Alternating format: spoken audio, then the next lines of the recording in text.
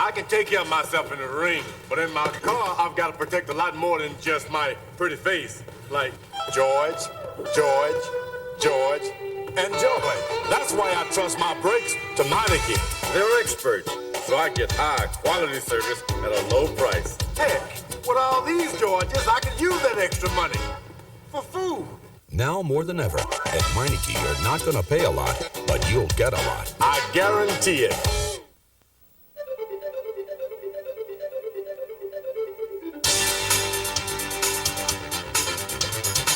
Now available from ESPN Home Video, the NASCAR story. This 4-part documentary is the most complete video history of NASCAR racing ever produced. Watch America's motorsport move from those early duels in the dirt to the high-tech, high-bank battles of today.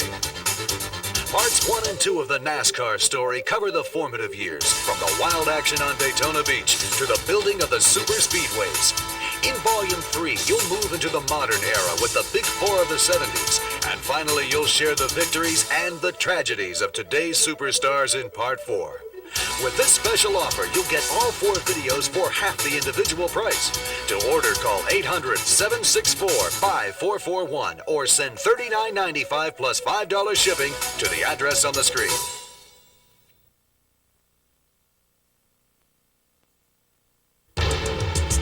The 1994 NASCAR Winston Cup season began with record-tying aspirations.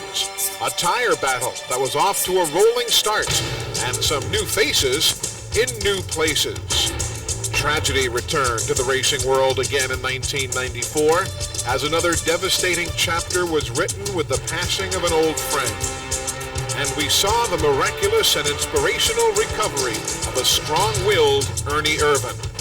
These are some of the stories from the year that was in NASCAR, 1994.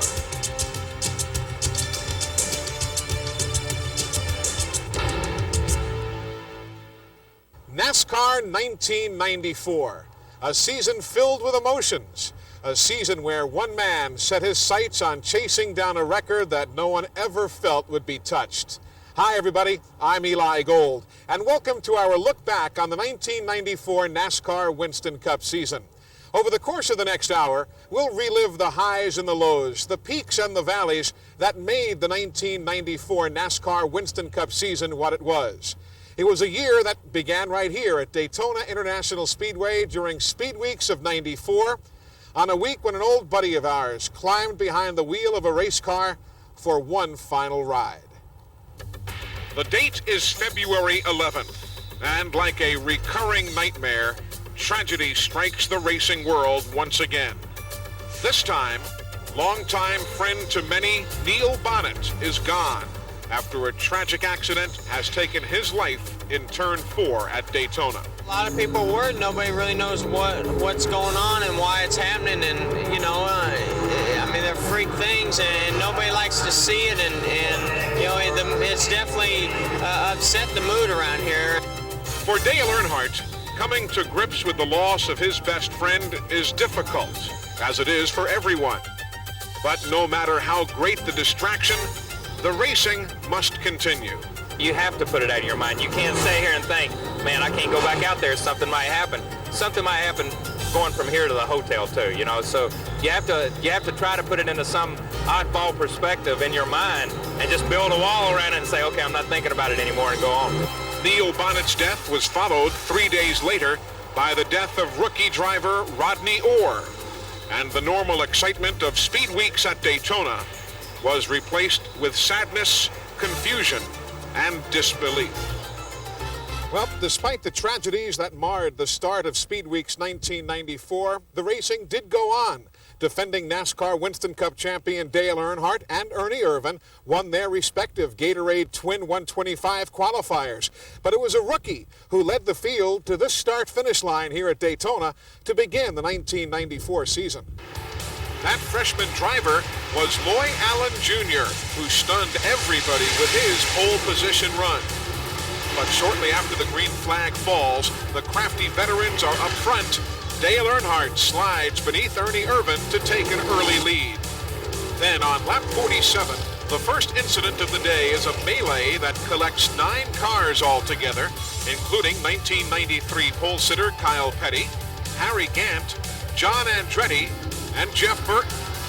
And Rusty Wallace, after starting 4th in the Miller Genuine Draft Ford, calls it an early day for the 2nd straight year. The view from Jeff Gordon's bumper shows some close quarters racing as he tries to find room between Ernie Irvan and Dale Earnhardt. Meanwhile, it's Ernie Irvan way out in front, running all by himself and building up a big lead into the late stages of the race. Then, with 18 laps to go, Ernie gets loose in turn 4, sawing the wheel back and forth, allowing a train of cars to slip past with Sterling Marlin in front as Irvan drops to 7th.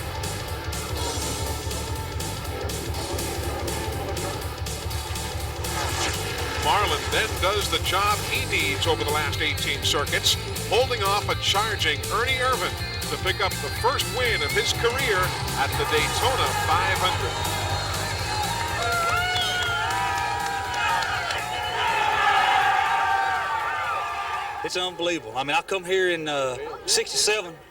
I was about his size, a little littler, and stayed out in the infield and played. And, I mean, it was awesome when I come here. And first race ran here, run second, and it's always been good to me and good to my dad, and love his place. On to Rockingham, where Hoosier Tires makes it 2 out of 2 by winning the pole for the Good Wrench 500. This time, it's Jeff Bodine with a track record of 151.716 miles an hour. But Bodine's stay at the point is a short one. On lap 81, Mark Martin takes the lead and would go on to lead 58 laps himself. On this cool day at the Rock, it's Rusty Wallace who's hot. The Miller Genuine Draft car dominates, leading 342 of the 492 laps.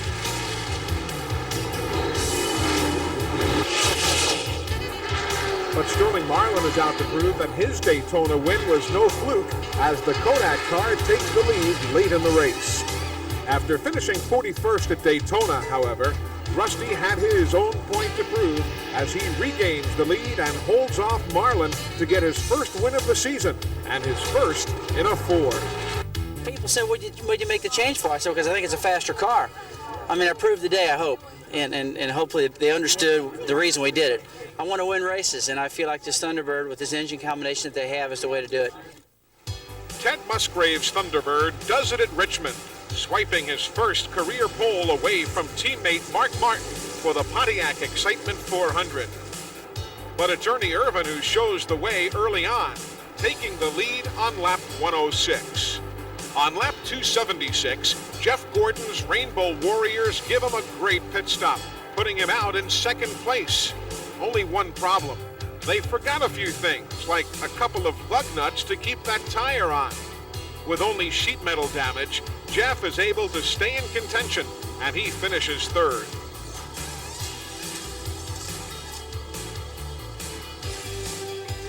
On the track, the battle for the lead is between Rusty Wallace and Ernie Irvan. A late caution flag brought out by Joe Nemechek on lap 379 leads it up to the guys in the pits. And on this day, the Texaco Haviland team wins the battle in the trenches. A 17.3-second stop puts the 28 car out front for good as Ernie Irvan picks up his first win of the 1994 season. The Atlanta Motor Speedway was the site of the coming out party, so to speak, for Hoosier Tires. After rookie Loy Allen captured the pole, Jeff Bodine takes the early lead. But engine trouble on lap 73 knocks the XI Batteries car out for the afternoon. For a while, it was Ernie Irvan on the point, but it's hard-charging rookie Jeff Burton that steals the show, taking the lead on lap 85. Burton opened up as much as an 18-second cushion. That's half a lap at Atlanta, and lapped all but 4 cars. But in the waning moments of the Purelator 500, Burton's car starts to slip away as he allows Ricky Rudd and others to make up the laps. And Ernie Irvan takes over the top spot. Ernie then holds off a late bid for the lead by Morgan Shepherd to pick up his second win of 1994 and his second win in as many weeks. As you can tell from Jeff Burton's strong fourth-place finish in Atlanta, 1994 brought another bumper crop of outstanding rookies to the NASCAR Winston Cup circuit. Jeff and Ward Burton, along with Joe Nemechek and Steve Grissom, all moved up from the Busch Grand National ranks, while others like John Andretti and Loy Allen made their move from other circuits. It's really difficult because you don't know the other drivers and they don't know you, and you're learning each other, and in that process, you're getting some lessons taught. You're always a student and they're always a teacher, it seems like. It's really tough, and especially for someone new coming in, and the experience I had in the Busch Grand National Series has really helped me because I've got seat time at a lot of these racetracks we go to. Life as a rookie is tough, with rookie meetings, rookie mistakes, and that little yellow stripe that assures you and everyone else of your first-year status. So when success finally comes your way, it tastes great. Darlington's a tough place for anyone to get around, much less a rookie. But veteran Bill Elliott made his qualifying run in record time, putting him on the pole for the Trans-South 400. They're going at it big time. The excitement was up front, with Rusty Wallace and Dale Earnhardt trading the lead back and forth through turns 3 and 4. Tried to block him, but he said, no. Rusty said, no, I want to have the lead. Boy, this is great racing. And look at the fans, they're loving it. Then a cut right tire sends the Penske South team scrambling back to the garage. Rusty Wallace, who was running 4th at the time, has his day come to a disappointing end. He would finish 33rd. That left Dale Earnhardt's flying aces saying a prayer that was answered, as Earnhardt gets his first win of the season and his 9th at the track too tough to tame. Feels if you didn't pace yourself and you didn't run your race that you wanted, you wouldn't be having tires, and you'd use your tires up pretty quick. The road racetrack's still too tough to tame, and she's rough and she's black and she's mean. So we just took it easy and respected her all day, and she's good to us.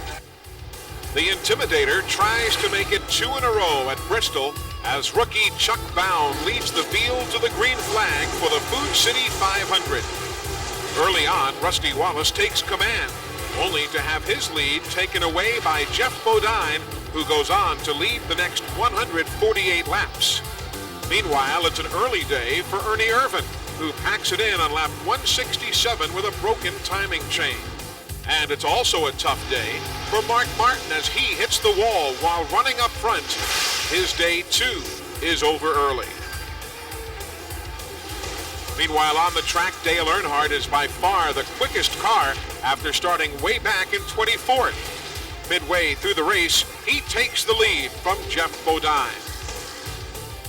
Then Earnhardt proceeds to check out, building up an 8-second advantage over second-place man Ken Schrader on his way to his second straight victory. That allows Earnhardt to increase his Winston Cup point lead over Ernie Irvan, who finishes 33rd at Bristol. North Wilkesboro, North Carolina is the 7th stop of the NASCAR Winston Cup season and the 6th straight racetrack where a track record has gone by the wayside in qualifying. Irvan is on cruise control out front, building up as much as a 12.5-second lead over second place Rusty Wallace. The short track tempers start to flare when Jimmy Spencer and Ken Schrader get together in turns 3 and 4, battling for second place. Spencer's McDonald's Ford goes sliding into the wall. Then on the pace lap, during the caution, Spencer lets Schrader know what he thought of the contact as he sends the Kodiak car spinning. But the NASCAR officials get the final say as they hit the McDonald's team with a 5-lap penalty. Up front, it's a dominant Ernie Irvan in control, leading on 3 separate occasions for 320 of the 400 laps. But during pit stops under caution on lap 328, Irvan's foot slips off the brake, which results in a 21-second stop. The 28 car comes in first, but leaves 5th, and is never the same the rest of the day. Rusty Wallace assumes the point and holds the lead for the next 37 laps. But nobody can hold back Terry Labonte. First, the Kellogg's car picks off second place Kyle Petty with 42 laps to go. Then it only takes 13 laps for Labonte to reel in the leader, Rusty Wallace. And with only 29 circuits remaining, Labonte puts the Kellogg's machine in front for good. As his crew cheers him on, Terry Labonte snaps a drought of nearly 5 years from victory lane as he wins the First Union 400. With Dale Earnhardt holding a slim 20-point lead atop the Winston Cup point standings, Ernie Irvan makes a bid to cut into that lead at Martinsville. Rusty Wallace starts from the pole, but has to get around Jeff Bodine in the early going. Rusty clears his path to the front as he would dominate the early part of the race. But on a late pit stop, Wallace gets a traffic ticket from Nascar. A stop-and-go penalty is given to the Miller Genuine Draft Ford for speeding on pit road. Ernie Irvan takes over in the late stages, but Rusty is charging back in second.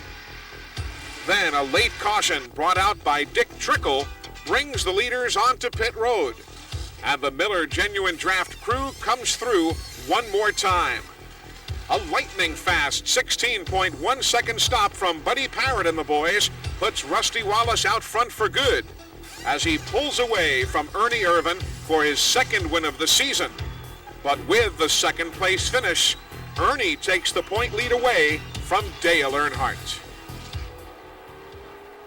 One of the headlining stories in the 1994 Winston Cup season was bush pole qualifying. The speeds were up, and so is the attrition rate. Several teams were sent packing early. Their weekend cut short because they were failing to make the field. They just weren't fast enough. About as degrading as I've ever felt. You know, I'd go home from places that were like Rockingham. I've won races there. I've set track records there and more than one time. Daytona, the highest finish in Busch regular with a third place finish, and not be able to make a show, not being able to race, man, it's no fun. Even the guy who had the field covered at Daytona, Loy Allen, found qualifying a bit more difficult at the short tracks as the Hooters car failed to make the field in 4 straight races. This is the toughest competition I can ever remember in Winston Cup racing. It's very competitive, and I think that just means more when you do get into one of these races. You're seeing cars going home now that are very experienced drivers. New points leader Ernie Irvan has no problem making the field for the 9th Winston Cup race of the season as he sits on the pole for the Winston Select 500 in Talladega, Alabama.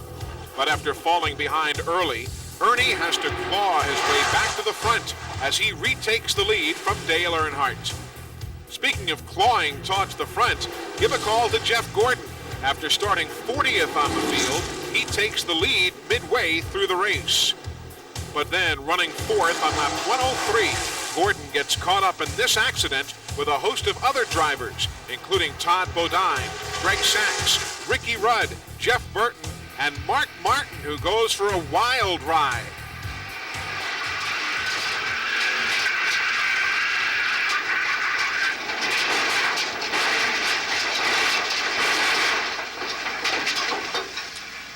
Believe it or not, Mark is just fine. Up front, Ernie Irvan is still in control as the Texaco Haviland car leads for most of the afternoon. But then a problem. Just like at Daytona, Ernie's car gets loose, allowing a train of cars to pass him by. And what's wrong with the 28 car? It's more than just being out of the draft. Yes. With Jimmy Spencer up front and 5 laps to go, Dale Earnhardt makes his move, taking the lead. Earnhardt going? Is he going? Ernie says, let's go, Dale.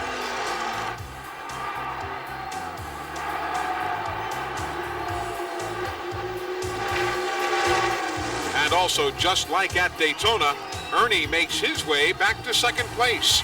But he just doesn't have enough for Dale Earnhardt, who goes on to collect his 3rd win of the 1994 season. You know, we had a pretty good day. Our car was right there all day. I don't think it was the fastest or the strongest, but it just kept on coming back to the front and kept on, jockeying for position there. We got sort of ping-ponging around there a little bit at one time, but it got better. The beautiful Sonoma Valley of Northern California is the site of the first road course race of the 1994 season at the Safe Mart 300.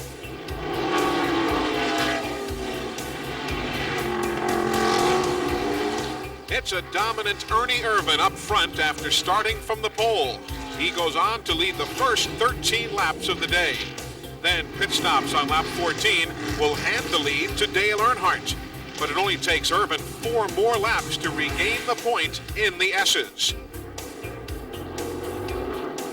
Then only 1 lap later in turn 5, a spectacular crash involving Derek Cope and West Coast driver John Krebs. Krebs gets airborne and flips, but the safety equipment does its job as both drivers walk away. Meantime, no one can touch Ernie Irvan in the pits or on the race course as Irvan cruises on to a big 9.5-second win over second-place runner Jeff Bodine. Ernie leads 68 of the 74 laps en route to his third victory of the season. With the win at Sears Point, Ernie Irvan increases his NASCAR Winston Cup point lead over second-place Dale Earnhardt to 40 points, while Mark Martin and Ken Schrader continued to hang on to third and fourth place. The lights shine brightly on the Charlotte Motor Speedway for NASCAR's All-Star Race. The Winston Select includes only winners from the past year's races and the top 5 finishers from the Winston Select Open, run just prior to the main event. Early on, it's Ernie Irvan dominating and winning the first segment. After a 10-minute break, the second segment gets underway with some fireworks. When Rusty Wallace gets sideways, Jeff Gordon and Dale Earnhardt also get caught up in the fray. The Intimidator winds up against the front stretch wall, and it will not be a second straight Winston Select victory for Dale Earnhardt. As the second segment of the race comes to a close, Ernie Irvan doesn't want to finish second. He bids for the win around Jeff Bodine, but the effort is a bit too much. With a bent race car, Ernie Irvan is done for the evening. In the final 10-lap segment of the Winston Select, it is all Jeff Bodine as he cruises to his first win as a NASCAR owner-driver. Although a non-points race, with the win in the Winston Select, the Hoosier Tire Company picked up their first victory of the 1994 season. And with it came a little respect. And it couldn't happen at a better place or time, really, at Charlotte for the Winston Select. You know, big, high-profile race, exciting, a lot of just winners involved. The tire competition was a hot subject all year, literally. With record speeds on the track, tires became the focus of speed, safety, and controversy. But after finishing the 1994 campaign with 3 wins and 12 poles, the Hoosier Tire Company called it quits on November 15th after the final NASCAR Winston Cup race of the season, citing monetary reasons. The Indiana-based company has now decided to stick to the short tracks where they built their reputation. And once again, that leaves only Goodyear Tire and Rubber Company in the world of NASCAR Winston Cup racing. After racing the 500 in Indy and finishing 10th, Andretti hopped a plane and hightailed it back to Charlotte for the 600, and he got there just in time. When they pulled off the starting grid, Andretti was behind the wheel of car number 14. On the track, however, it was pole sitter Jeff Gordon showing the way for the first few laps. And it was a short 600 miles for John Andretti. He brings out the first caution of the day on lap 90, and his long day is finally done after only 700 miles. The only other real incident of the day comes on lap 189, when Dale Earnhardt gives Mark Martin a little nudge that sends him sailing and starts a melee that collects 8 other cars. As day turns to night, the lights and a little pit strategy play big roles. Rusty Wallace is the dominant car, opening up a huge lead over second-place runner Jeff Gordon. In a cycle of late race green flag pit stops, the leaders take on 4 tires and gas, Wallace among them. and his 16.5-second stop puts him out in third behind Gordon and Ricky Rudd, both of whom still have to pit. First, it's Gordon. He comes in and rolls the dice. Crew Chief Ray Evernham makes the call for only 2 tires and gas, and the Rainbow Warriors deliver a 7-second pit stop that puts the 22-year-old Gordon in second ahead of third-place Wallace and trailing only Rudd, who still has to make a pit stop. When Rudd finally pulls in on lap 391, Gordon assumes the lead and holds Rusty Wallace at bay for the final 9 laps as Jeff Gordon picks up an emotional first career victory. I can't think about what's just happened right now, or I won't be able to talk to you. My eyes are going to be filled with tears all night long, I know that. About 10 to go, I had such a good feeling. You know, we pretty much held the gap on Rusty, and I started crying out there in the race car. You know, just, you can't imagine how hard it is to get to this point. And, you know, it's just wonderful. It just truly is. The 12th NASCAR Winston Cup race of the season is the Budweiser 500 at Dover Downs. And once again, it's Ernie Irvan on the pole with another track record. Tough day, though, for a lot of other drivers. Outside pole sitter Jeff Bodine gets caught up in this early accident on lap 69. Just one of 12 caution flags on the day at the Monster Mile. Dale Earnhardt is a victim of tire trouble as a cut right tire sends him into the wall. A crushed firewall allows fumes into the car and makes Dale a bit woozy. Just ask pace car driver Elmo Langley, who has the mark of the Intimidator, to prove it. With 34 laps left, Rusty Wallace takes the point from Ernie Irvan as Rusty continues his domination of the Monster Mile with his second straight win in Dover and his third victory of the season. Ernie Irvan finishes second but increases his point lead to 163 over second place Dale Earnhardt, who has his worst finish of the season so far. He came home 28th. A packed house of over 100,000 race fans turn out for the UAW GM Teamwork 500 at Pocono. But there's only one problem. They can't see a thing on the racetrack. Fog blankets the 2.5-mile Pocono layout for most of the morning. But as usual, fans have no trouble finding ways to entertain themselves during the 2-hour delay. When the fog finally does lift, all they see is Rusty Wallace, and more Rusty Wallace, as the Miller Genuine Draft Ford dominates, leading 141 of the 200 laps, and Rusty picks up his second victory in a row. Sunny and hot conditions greet the fans at the Michigan International Speedway for the Miller Genuine Draft 400. This week, Turn 3 is the focus of attention. More specifically, a 780-foot stretch of new asphalt that begins to crumble under the intense 100-degree heat. It leaves little pieces of asphalt spread throughout the turn, like gravel, and eventually those pieces stick to the slick racing tires. Robbie Gordon finds the going in Turn 3 a bit slippery as he hits the wall. Rick Mast is also involved, but he's able to continue. The newly formed Pranafus Haas racing team, however, calls it an early day in their first ever NASCAR Winston Cup race. Up front, it's a battle between Rusty Wallace and Dale Earnhardt, with Wallace showing the way. Then, during a routine stop with 25 laps to go, Wallace runs out of gas, coasting down pit road. But despite the yeoman-like effort of crew chief Buddy Parrott, Rusty comes in first, but leaves the pits 11th. With the laps winding down, the Miller Genuine Draft Thunderbird darts towards the front, going from 11th to second in just 9 laps. Then Rusty zeroes in on race leader Dale Earnhardt. After 7 laps of close battling, Rusty finally makes the move that pays off as he takes the lead down the back straightaway with just 3 laps to go. From there, Rusty is able to keep Earnhardt behind him as the Miller Genuine Draft team picks up their 3rd consecutive victory.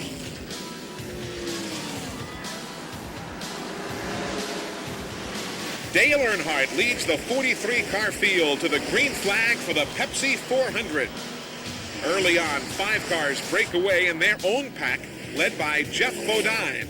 Everybody biding their time in the draft until the latter stages of the race.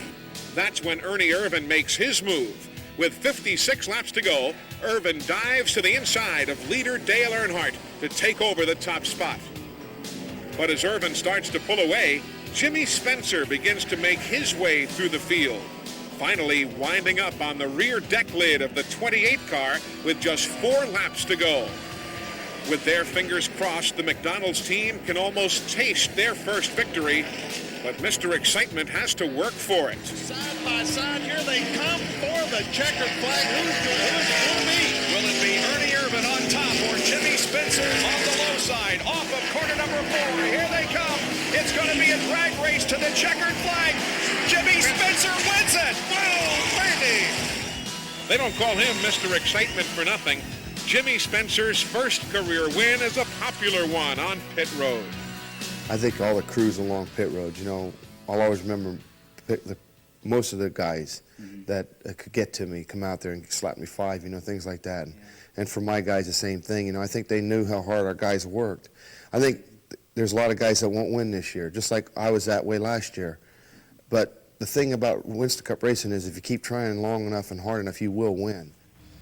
Well, this is where Jimmy Spencer ended up after that win in the Pepsi 400. This is Victory Lane at Daytona International Speedway, and what a way to wrap up the first half of the season. One of the closest finishes in NASCAR Winston Cup history, and it led us to the second half of the season, and boy, was that awfully competitive as well. The second half of the season gets underway at the New Hampshire International Speedway. The 28 car dominates the race until lap 284, when going through lap traffic, Irvan gets in the loose stuff and into the wall. His day is done. That leaves the battle up front to Ricky Rudd and Dale Earnhardt.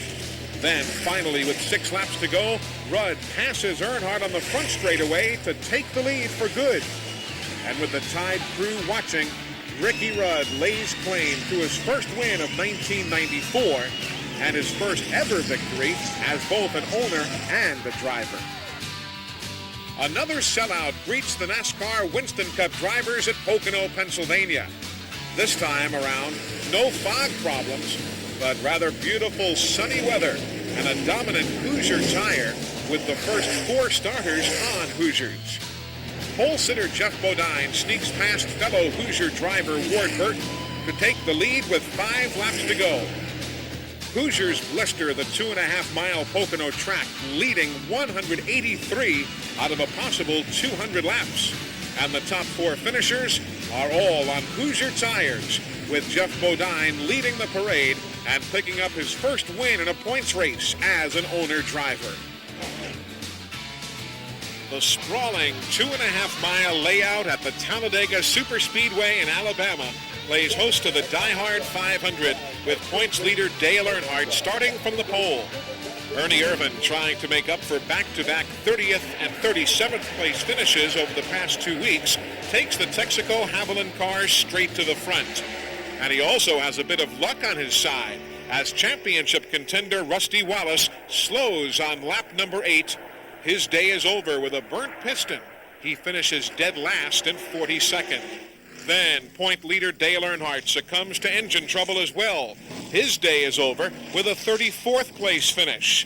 Up front, meanwhile, Irvan has his hands full with Bill Elliott. Elliott, seeking his first win of the season, leads a race for only the second time this year. But it's Elliott's teammate Jimmy Spencer who's on the move, first picking off Ken Schrader for 4th place. Then, with Junior Johnson watching, he sees the McDonald's Ford overtake Irvan for the lead with 18 laps to go. With Bill Elliott in tow, Jimmy Spencer makes it 2 wins in 1994 with a victory at the Die Hard 500. 1994 certainly was a dramatic year for first-time winners on the NASCAR Winston Cup circuit. Sterling Marlin started off the season by pulling the upset at the Daytona 500. Then who can forget Jeff Gordon, who crossed the finish line at the Charlotte Motor Speedway in tears. And of course, the door-to-door wild ride that Mr. Excitement Jimmy Spencer took us on for his first trip to Victory Lane. You know, when it really dawned on me is when we pulled in the winner's circle and all the guys were slapping high fives, and you know, we finally pulled it off, and it was the first victory for these guys. And you know, Mike Hill was a crew chief as this team, and you know, it was just total satisfaction that really turned the whole year around for us. Dad drove in the race, and he come close to winning a couple 500s, and you know, it's our Super Bowl, and it's just you know, still think about it every day, and just really glad to do it. If it ended tomorrow, I would be happy. I could say that I've won a Winston Cup race, and you know, not too many people out there get that opportunity. And so I think that's what makes it so special, that it means a lot to me inside, you know, and I know that it means a lot to the guys on the team because they're working so hard all the time. And you know, it's just a goal of a lifetime that you hope to achieve, and you never know if it's ever going to happen, especially as competitive as the sport is today, and it happened to us. Dateline, Indianapolis, August 6, 1994. The NASCAR Winston Cup Series is on the verge of auto racing history as the world's attention focuses at the Brickyard 400. Finally here, you know, it's finally going to happen. I mean, because it seemed like before that it was all just kind of you know, rumors, and it was just a lot of hype going into it, a lot of talk. It was a real rush. You know, the IndyCar guys were used to that. It was pretty comfortable and pretty exciting to go up there and see as many people, if not more, show up for the stock car race than they did for the IndyCar race. And I really am one of the guys that thought that we wouldn't have as big a crowd as the Indy 500 does, but we sure did. The answer to the trivia question will be Rick Mast, as the #1 car sits on the pole for this historical event.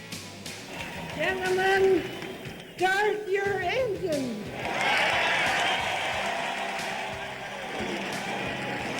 And with that command and the drop of the green flag, history is made as NASCAR comes to Indianapolis and the Brickyard 400 is underway. Jimmy Spencer is the first car out of the event. His car cutting a tire sends him hard into the turn 3 wall. All in all, the bright side Indy for us is the trivia question: who was the first car out of the race? And it'd be the McDonald's 27 car, you know? That's what you got to look at. It's better than being the third or fourth car out. That trivia question never will be asked. Early on, it's Pittsboro, Indiana native Jeff Gordon who shows the way. But on lap 25, Jeff Bodine takes the lead and holds the point for a good portion of the race until lap 100. With younger brother Brett Bodine out front, Jeff goes for the lead in turn 3, giving Brett a slight tap. After the bobble, Brett recovers and starts to close the gap in short order. Then he decides to return the favor, exiting turn 4. The nudge turns Jeff around and puts him into the wall. Jeff and a couple of other cars are done for the day. Family's family. Racing, that's racing. You know, you have to be able to separate that. So what happened there was just racing. Off the track, we're family, and that's what's important. There's lots of races to be won or lost. You only have one family, so you can't let racing interfere with that. The battle up front then becomes a 2-car show between Jeff Gordon and Ernie Irvan, with some great duels for the lead ensuing as the laps wind down. With 5 laps to go, Gordon gets by Irvan in turn 1 after Ernie gets loose. Much to the liking of his hometown crowd, Jeff Gordon takes the lead in the Brickyard 400 with a precious few laps remaining. Then Irvan appears to slow going down the backstretch, and as Gordon pulls away, the problem on the Texaco Haviland Ford becomes evident as the right front tire finally lets go on the 28 car. A promising day quickly turns sour as Ernie Irvan limps back to the pits and can only watch as Jeff Gordon cruises on to become the winner of the most anticipated NASCAR Winston Cup race in 35 years. Jeff Gordon, winner of the inaugural Brickyard 400.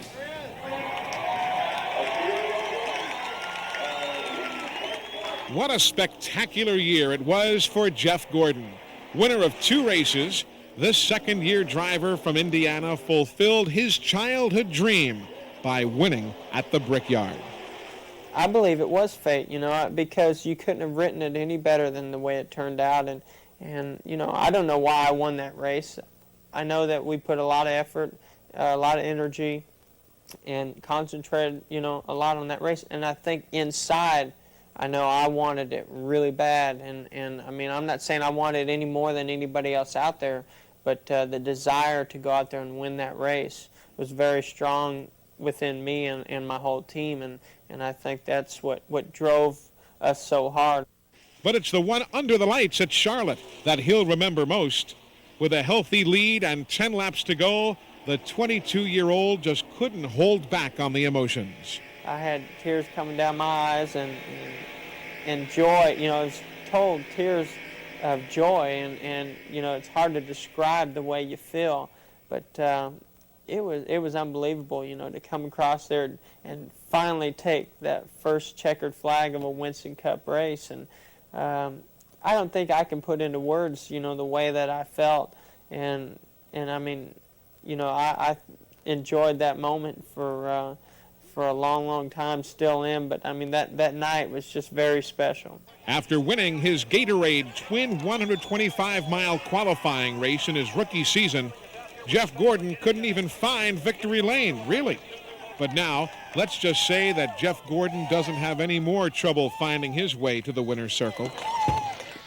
After the high of Indy, it's quickly back to reality on the road course at Watkins Glen International for the Bud at the Glen, where it's Mark Martin starting up front with his first Busch pole of the season. Martin's car is strong as he dominates the first part of the race. On lap 17, Kyle Petty brings out the second caution flag of the afternoon with this accident in turn 11. His frustrating year continuing. Meanwhile, Martin's Valvoline car is so dominant that he only has to make one pass for position. That comes on lap 27 when Martin retakes the lead from Dale Earnhardt after pit stops. With 5 laps to go, a valiant Wally Dallenbach, his last ride for Richard Petty, tries to take third place away from Rusty Wallace, but instead, the move shuffles him back and results in a disappointing 14th place finish. Nobody has much for Mark Martin, who goes on to claim his first win of the 1994 season in dominating fashion, leading 75 of the 90 laps in the Budweiser at the Glen. I didn't want that yellow at all. I knew Ernie would make a last-ditch effort down in 1 on the restart, and he did, and it was a little edgy there in that corner, and then we got going and trucked on out. Ernie Irvan and Dale Earnhardt finished second and third at Watkins Glen, respectively, continuing their great battle atop the NASCAR Winston Cup point standings, with Earnhardt holding a slim 27-point advantage. Saturday morning practices are usually pretty quiet, but Saturday, August 20th, was tragically different. At 8:40 in the morning, point contender Ernie Irvan experienced a horrible crash. After completing a 10-lap practice run, Ernie had decided to return to the pits. While coming through turn 2, where speeds average 170 miles an hour, an apparent cut tire sent Irvan violently into the wall. The crash would result in Ernie Irvan being airlifted to an Ypsilanti, Michigan hospital with severe head injuries, including a fractured skull, a swollen brain, as well as collapsed lungs. His prognosis for recovery was slim, but with the racing world silenced, his friends, fans, and fellow drivers kept Ernie Irvan foremost in their prayers, while Ernie Irvan fought the battle of his life. It's just, it's a tragedy, and in this business you don't have very many friends, and you know, I don't plan on losing this one. And I just want to ask everybody out there to say a prayer for Ernie. With heavy hearts, Ernie's colleagues suited up for the race at Michigan. Because, as always, the racing continues. Jeff Bodine leads the field to the green flag with surprising John Andretti in his first ride with Richard Petty starting right alongside.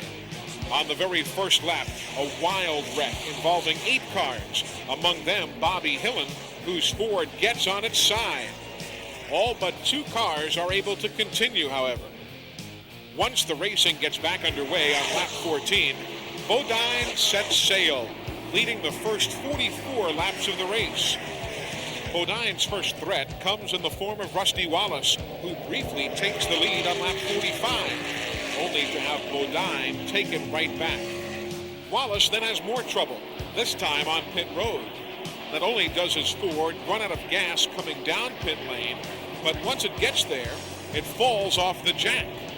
The result, a 35-second stop and a tough day for the Penske South racing team. Then one of the more bizarre mishaps of the season happens to Jeremy Mayfield when, that's right, his hood flies off entering turn 1.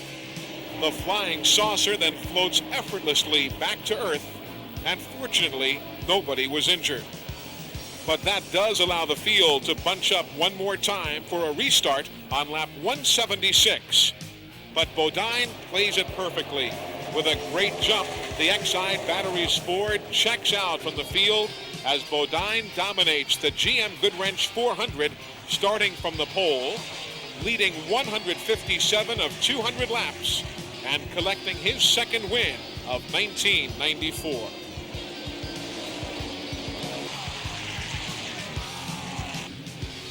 The Texaco Haviland car makes its return to NASCAR Winston Cup racing with Kenny Wallace behind the wheel at one of the most popular and exciting events on the circuit, the Goodies 500 at Bristol Raceway in Tennessee. Handsome Harry Gant starts on the pole and leads the first 88 laps on his final trip as a driver to the high-banked half-mile track. Thanks to some great pit work, Rusty Wallace is continually out front after routine stops.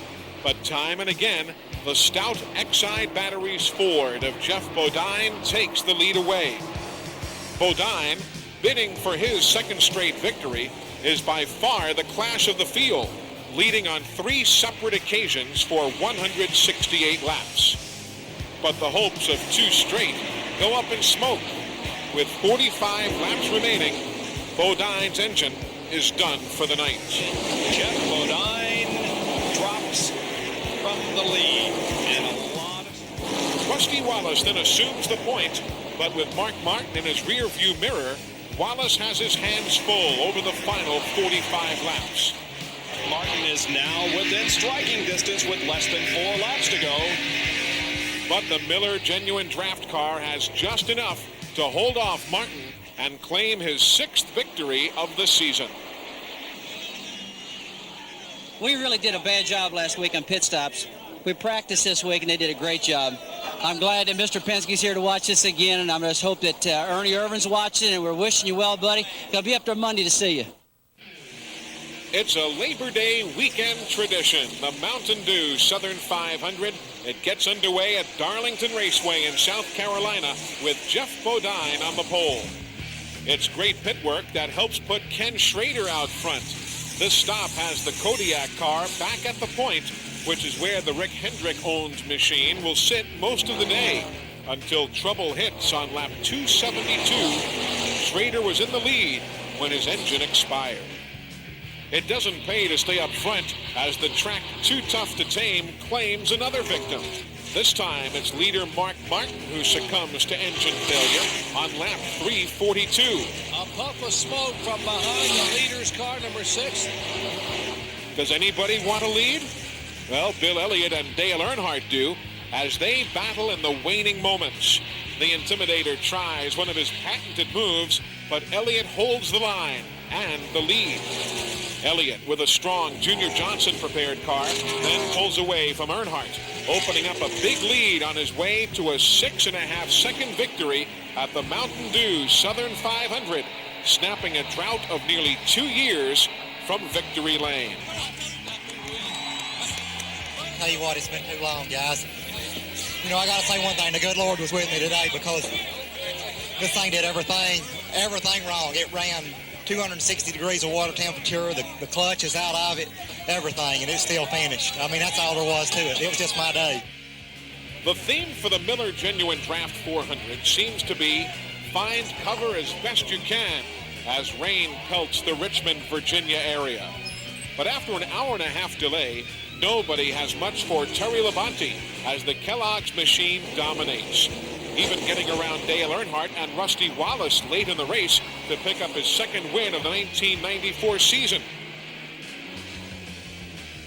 From the sky, the layout of Dover Downs looks innocent enough. But trust me, the Monster Mile can be ferocious. Jeff Burton knows. He cuts a tire and takes a hard lick from both retaining walls. This is a testament, though, to the safety of these cars. After all of that, Jeff Burton has not a scratch on him. With Mark Martin cruising in the lead, he falls to the same fate in almost the identical spot. 5 more laps, and Martin would have had the win. Rusty Wallace inherits the lead under caution, but he has a flat, and he's also running out of gas. As soon as they'll go green, second-place driver Dale Earnhardt will make a pass. But fortunately for Rusty, a car stalls on the backstretch, and the race stays yellow as Rusty Wallace wins his 3rd in a row at Dover on a flat tire and with nothing but fumes in the gas tank. It's back to short track racing at Martinsville, where Ted Musgrave leads the field to the green flag with his 3rd Busch pole of 1994. Out of character, Dale Earnhardt has trouble all day long. Early on, he gets tapped by Kenny Wallace, but the Intimidator just does a 360 and keeps on trucking. The points leader then falls victim to Rick Mast losing his brakes on lap 388. Yet again, however, no contact is made to damage the car. But nonetheless, after 2 accidents, Earnhardt has lots of ground to make up. Out front, it's Rusty Wallace with a commanding lead over second-place Dale Jarrett with 130 laps to go. But as the laps wind down, here comes Earnhardt picking off second place and setting his sights on first-place Wallace. Then, with 23 laps remaining, Earnhardt challenges for the lead, but the Intimidator just doesn't have enough to pass Wallace, who collects his 8th win of the season. And despite winning 2 in a row, Rusty only gains 15 points on Dale Earnhardt in the season-long NASCAR Winston Cup point standings, thanks to back-to-back second-place finishes by Earnhardt. But nonetheless, victory lane at Martinsville is a happy place, especially when Rusty gets to talk to a special guest. Hello. Rusty. Yes. Congratulations, man. It was a great race. Thank you very much, man. It's Ernie. Ernie, buddy, we're pulling for you, man. I'll tell you what, your car ran good today. Yeah, Kenny did a great job. Yeah, well, hey, we're all talking about you. We're all looking forward to getting back.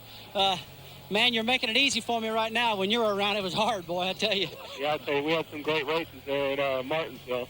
I'm going to be at Charlotte, so I'm going to be there to watch you anyway. Well, great, man. It's good seeing you. I tell you what, we're gonna have a lot more races come Daytona. Is that right? Yeah, I hope so. I don't care if we need to see out our toes. We're going to be there, man. Thanks. With news of their recovering friend, not even a cloudy day at North Wilkesboro could dampen the driver's spirits. Hometown favorite Junior Johnson certainly has a smile on his face. Both of his cars are on the front row, with Jimmy Spencer on the pole. But it's a strong Jeff Bodine who quickly moves from his 18th starting position to take the lead from Jeff Burton. Oh, there's a battle for the lead. Bodine on the outside. Wow. Turn 4. Did he do it? He did on the outside. From there, it's all Bodine as he laps all but 4 cars en route to a dominating 3rd win in 1994. And Kenny Wallace gets his second straight top 10 finish. The Texaco Haviland Ford team finishing in 10th.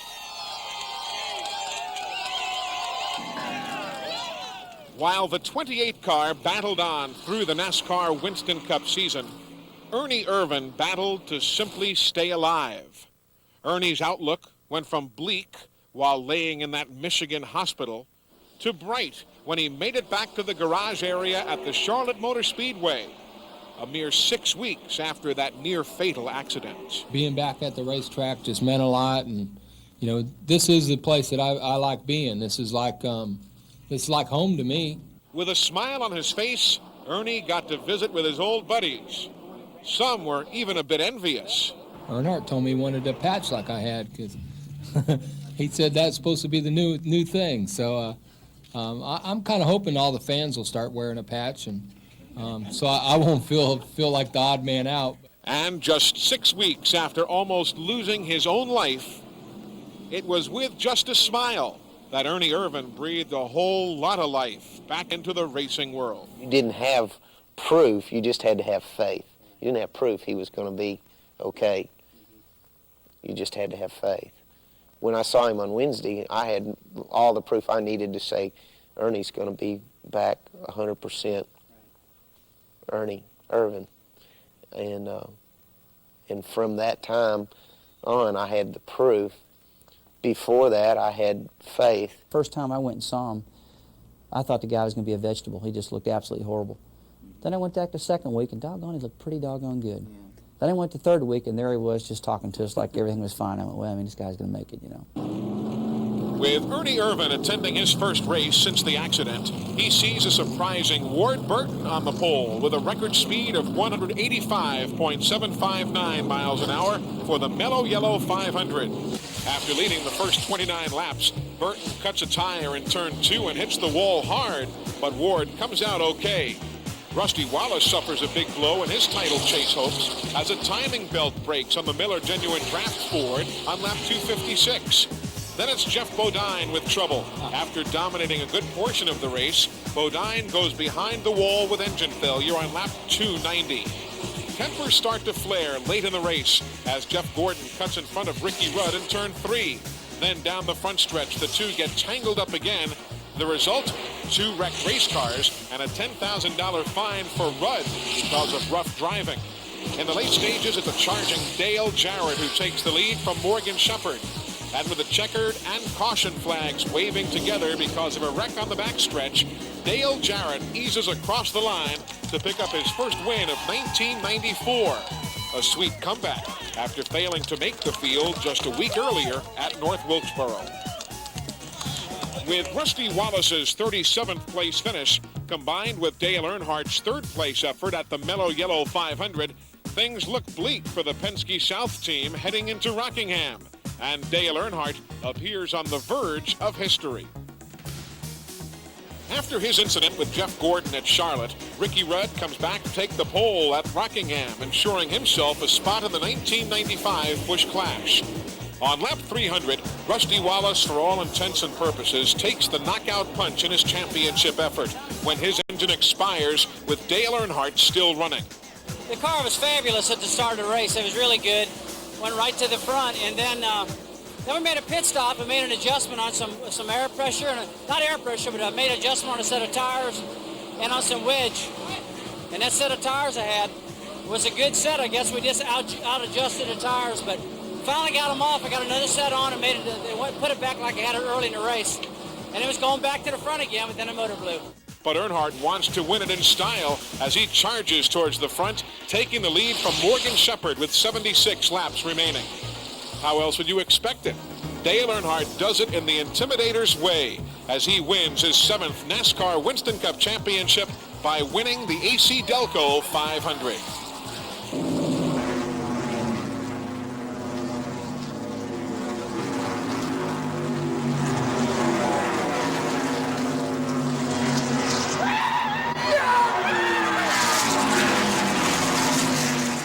The elation is well-deserved. A season-long battle with ups and downs finally comes to a head with the clinching of number 7. A lofty achievement, even for the greatest of race car drivers and teams. You never would believe you could win 7 championships, much less 1. We won the first and then 80, and gosh, win the race today, win the championship, do it all in one.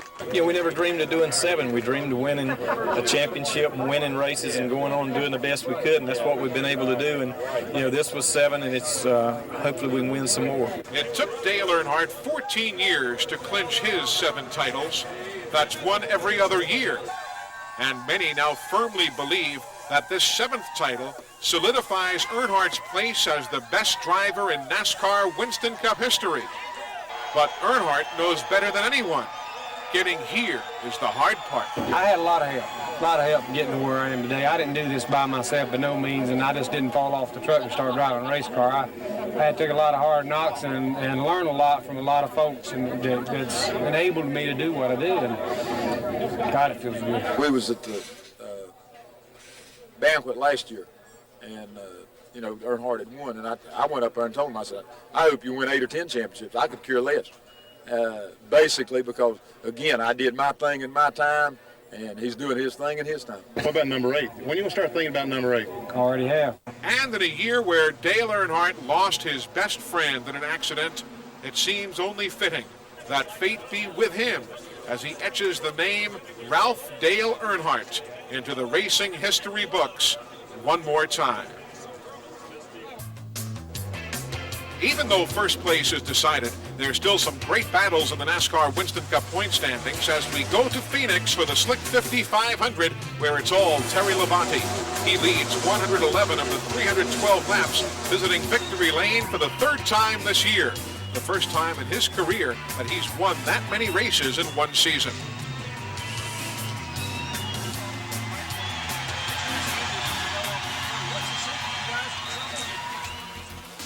As the '94 season came to a close, NASCAR fans nationwide said farewell to one of the most popular drivers in Winston Cup history, as Harry Gant decided to hang it up. Going a couple of years longer didn't seem that long either, but it really did take its, it made me want to stay home a lot more. We had our grandchildren now, and which one, my oldest will be 4 in a couple of weeks. And we got a little granddaughter, Allie, she's 3.5, and another grandson is 2. So, here they're not that old right now, and if I had quit at the end of '92, they'd only been a couple of years old, so, now is the time that they really recognize a little bit more what I do and everything, so, and I'd like to be around a lot more, so it's worked out just about perfect, the timing that I picked to retire. At 54, Harry Gant was the oldest driver on the circuit. But Harry is the best example that age doesn't mean a darn thing. Heck, it never has to Harry. As a 39-year-old rookie, Harry won his first pole at Pocono. At 42, he won his first Winston Cup race at Martinsville. And at age 51, Harry pulled off a feat still talked about today. 4 wins in a row. In fact, the 5th one that we did not win in a row at Noah Wilkesboro was really the best the car had been of all season. It was the best that day. I mean, it was just, you didn't have to even run hard to stay out front, And so I guess that's the way luck comes to you, And here we had a little fitting in the brake caliper to brake, and all the fluid lost out of the wheels. But of all the races, that was the one we should have won, and some of the other ones, especially Martinsville, some that we should not have won, we won. So now Harry Gant will retire to concentrate on building houses, raising cattle, and running his steak restaurant. But as he says, he'll be around. The final NASCAR Winston Cup race of the season comes in Atlanta at the Hooters 500, with Greg Sachs starting from the pole, picking up the second Busch pole of his career. The main focus of the day is tires, with a brand new surface and the entire qualifying field breaking the old track record. Both tire brands are only able to last about 30 to 40 laps each run.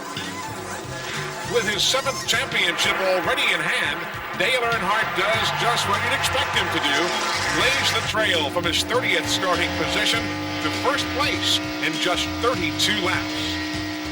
After leading early on, Jeff Bodine cuts a tire on lap 247 and takes a hard lick from both retaining walls.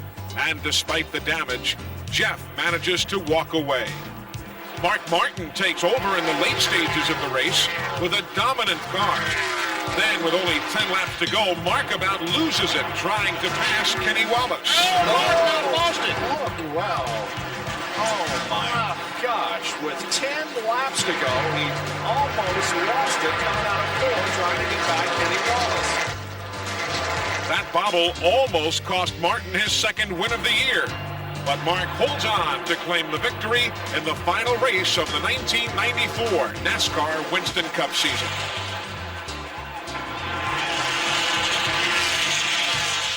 How about Rick? Trying to pass the 28 car, about gave it away, but I just wanted to win bad, didn't want to mess it up. And with the win in the Hooters 500, Mark Martin overtakes Rusty Wallace for second place in the final NASCAR Winston Cup point standings. Ken Schrader hangs on to fourth place by a scant 10 points, with Morgan Shepherd and Terry Labonte finishing 6th and 7th, and Bill Elliott rounding out the top 10. Well, there you have it, the 1994 NASCAR Winston Cup season. It was a year in which we looked back and said so long to the retiring Harry Gant. We also looked into the future and said hello to some new races and some promising new racing faces who made their way to victory lane. But when all was said and done, there was one thing that remained very constant. Dale Earnhardt, another championship, his record-tying 7th. As we leave you now, let's take one more look back at some of the special moments from the 1994 season and invite you to join us again in Daytona Beach, Florida for Speed Weeks 95 as a new year is just around the corner. I'm Eli Gold. Thanks for joining us.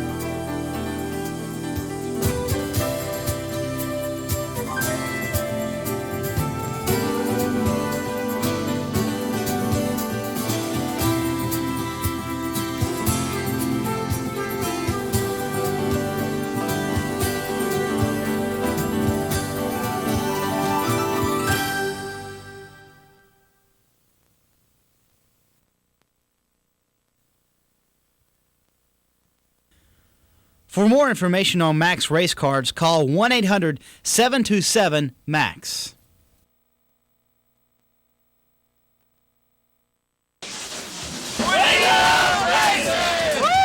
Has the popularity of NASCAR racing left you wondering what's all the excitement about? It's the third of power! If you're curious about racing, you need the NASCAR Handbook, a video guide to Winston Cup. This easy-to-understand home video explains everything you need to know to enjoy America's favorite sport. To order, just send $14.98 plus $4 handling to the address on the screen or call toll-free 1-800-764-5441. Visa and MasterCard accepted. Race fans, find the most complete collection of NASCAR collectibles at at Kathy's Cards, located across the street from the Charlotte Motor Speedway, the largest retail collectibles store in the United States. For a free catalog, call 1-800-435-3570.